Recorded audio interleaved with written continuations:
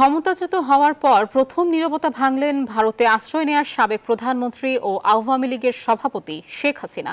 অভিযোগ করেছেন তাকে ক্ষমতাচ্যুত করার ক্ষেত্রে যুক্তরাষ্ট্রের মতো বিদেশি শক্তিগুলোর হাত রয়েছে। একই সঙ্গে সতর্ক বার্তা দিয়েছেন অন্তর্বর্তী সরকারকেও। শিগগিরই দেশে ফেরার প্রতিশ্রুতি দিয়ে আওয়ামী লীগ নেতা কর্মীদের মনোবল না হারানোর বার্তা দেন তিনি। বাংলাদেশিদের সতর্ক করেছেন তাদের ওপর মৌলবাদীরা যেন ভর না করে। ছাত্র জনতা অভ্যুত্থানের মুখে প্রধানমন্ত্রী পদ থেকে পদত্যাগ করে দেশ ছাড়তে বাধ্য হন শেখ হাসিনা। ৫ আগস্টের এই অভ্যুত্থানের পর নীরবতা ভেঙেছেন বাংলাদেশের সাবেক প্রধানমন্ত্রী।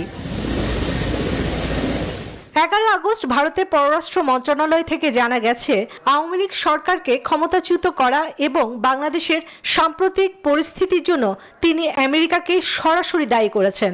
হাসিনা জানিয়েছেন, যুক্তরাষ্ট্রের কথা মতো বঙ্গোপসাগরে একক আধিপত্যের জন্য সেন্ট মার্টিন দ্বীপ তাদের ছেড়ে না দেওয়ার মাসুল এই ক্ষমতাচ্যুত করা।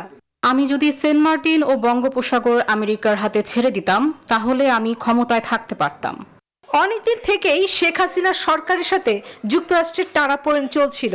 চলতি বছরের জানুয়ারিতে অনুষ্ঠিত জাতীয় সংসদ নির্বাচনের আগে তিনি এক শ্বেতাঙ্গ ব্যক্তির কাছ থেকে বিমান ঘাঁটির বদলে ক্ষমতায় থাকার প্রস্তাব পেয়েছিলেন। প্রস্তাবে বলা হয়েছিল, ঘাঁটি দিলেই তিনি সহজেই ক্ষমতায় থাকতে পারবেন।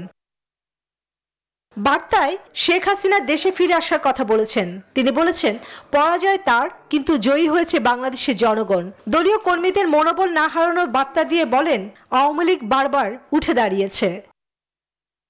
চন্দ্রানী চন্দ্রা, নিউজ 24।